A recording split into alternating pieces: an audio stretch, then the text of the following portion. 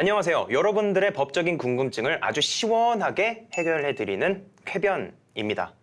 오늘은 이 신성현 변호사님을 또 모셨습니다. 네, 안녕하세요. 신성현 변호사입니다. 네, 오늘 신성현 변호사님과 함께 이 경남에서 발생한 이 정말 말하기도 싫은 이 사건이죠. 한 교사가 여자 화장실에다가 몰래카메라를 설치했다고 하는데 여기에 대한 법적 쟁점을 좀 자세하게 다뤄보도록 하겠습니다. 경남 김해의 한 40대 남자 교사가 학교 내에 있는 여자 화장실에 몰래카메라를 설치했다가 경찰에게 붙잡힌 어처구니없는 사건이 있었습니다. 정말 황당합니다. 학교 교사는 학생들이 올바른 길로 잘 가서 잘 크도록 교육을 시켜야 되고 그리고 그 학생들을 보호해야 될 의무가 있는데 정말 어이가 없네요. 이 교사는 학교 교직원이 몰래카메라를 발견하면서 경찰에 신고를 했고 그래서 발각되게 됐는데요. 만약에 이 교직원 분께서 이 몰래카메라를 발견하지 않았다면 아직까지도 계속해서 이런 범죄 행위가 계속될 수도 있었던 정말 끔찍한 사건입니다. 이 남자 교사는 신고를 받고 출동한 경찰이 CCTV 분석을 통해서 특정됐고 입건이 되었는데요.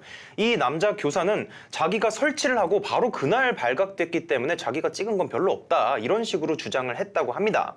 맞을까요? 경찰도 여기에 대해서 의심을 했는지 이 교사의 핸드폰을 확인을 했는데요. 확인을 했더니 다른 학교에 있는 샤워실과 화장실에서 찍은 듯한 그런 영상도 발견이 됐다고 합니다. 그러니까 한 번이 아니라는 얘기죠. 이 교사는 이런 불법 촬영을 하기 위해서 방수가 되는 액션캠까지 사용을 했다고 하는데요.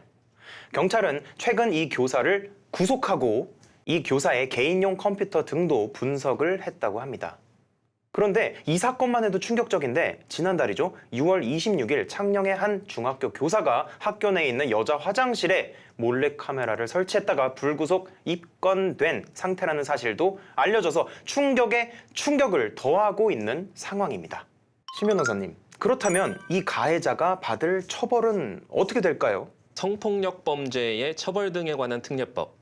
길죠? 네. 네, 줄여서 이제 성폭력 처벌법 그렇죠. 또는 네. 더 줄여서 성폭법. 네. 제14조 제1항에 보면 카메라나 그 밖에 이와 유사한 기능을 가진 기계 장치를 이용하여 네. 성적 욕망 또는 사회적 수치심을 유발하는 사람의 신체를 촬영 대상자의 의사에 반하여 네. 촬영한 사람, 네. 이 사람을 이제 처벌하도록 돼 있는데 7년 이하의 징역 또는 5천만 원 이하의 벌금에 처하도록 되어 있습니다. 네. 그러니까 이제 이분도 이 조항에 따라서 처벌을 받게 되겠죠. 네. 네.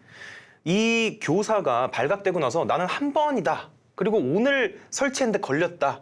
라는 식으로 말하면서 뭔가 나는 별로 찍은 게 별로 없다라는 거를 좀 어필한 것 같은데 결국에는 다른 곳에서도 찍은 게 발각이 됐지만요.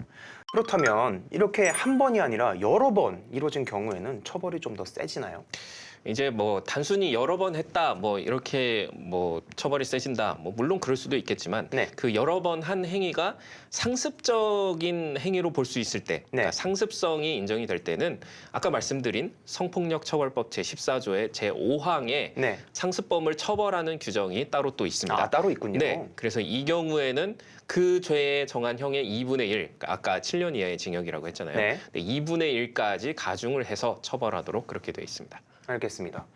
그렇다면 이 사건에서의 이 교사는 이 상습성이 인정될 수도 있는 건가요?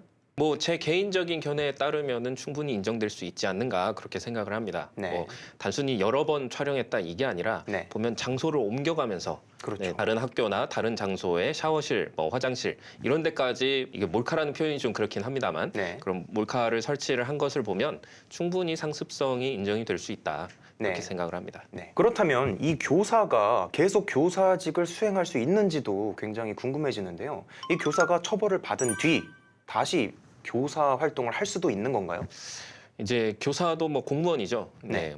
교원 공무원에 해당을 하는데 네. 이분들은 그 금고 이상의 형, 집행유예를 포함합니다. 네. 금고 이상의 형이 확정이 되면 당연 퇴직하도록 돼 있어요. 네. 그래서 이제 교단에 설 수가 없습니다, 일단. 네. 그리고 수사 중이거나 유죄 인정이 아직 안 된 네. 또는 나중에 이제 최종적으로 유죄 판단을 못 받은 또는 금고 이상의 형이 아닌 벌금형이나 네. 뭐 이런 식의 그 형이 확정된 사람들도 네. 징계는 가능합니다. 징계는 네, 네. 교원 징계, 뭐 공무원 징계 이런 것들은 가능한 거죠. 네. 네, 여기에서 파면이나 해임 조치를 당하게 되면 네. 당연히 파면, 해임, 직을 떠나는 거죠. 네. 그런 경우에는 교단에 복귀할 수가 없게 되겠죠. 네. 하지만 그보다 낮은 징계를 당하게 되는 경우에는 교단에 복귀를 할 수가 있습니다.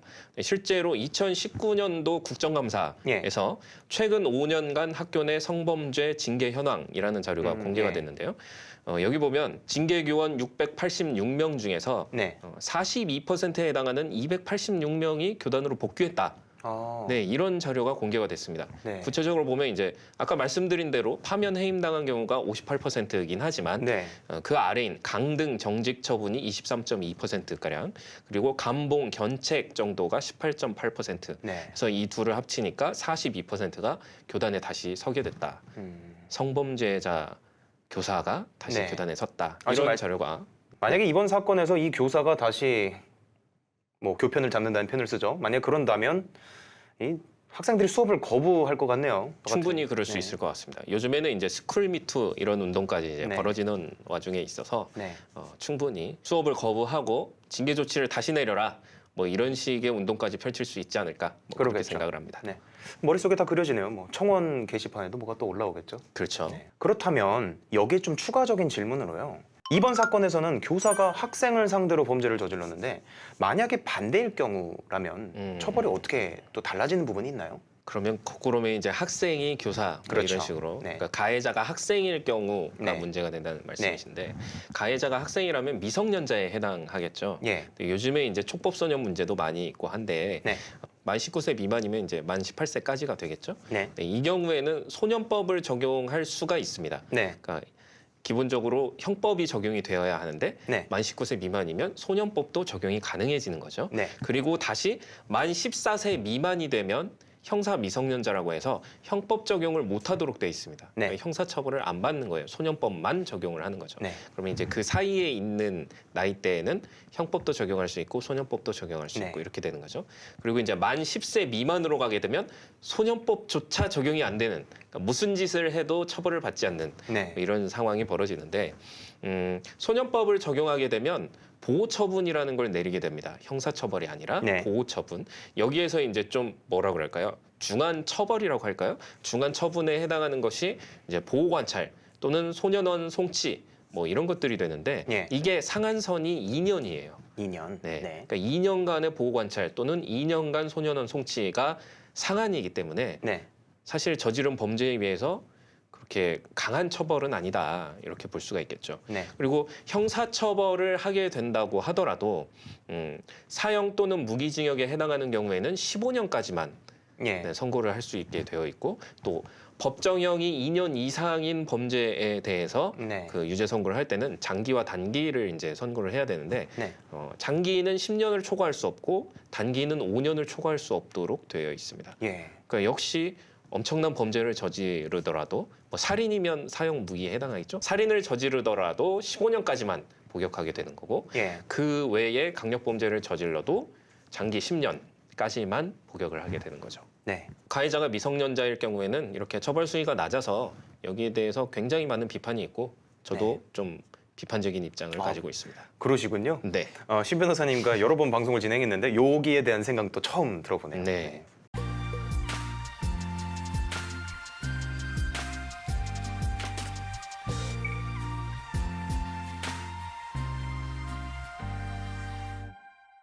네, 이렇게 오늘도 신성현 변호사님과 함께 사회적으로 이슈가 되는 사건을 법적으로 좀 풀어서 해결해 봤는데요. 여러분들께서도 궁금증이 해결되셨나요? 해결되셨다면 저희 쾌변 구독과 좋아요 한번 부탁드립니다. 감사합니다.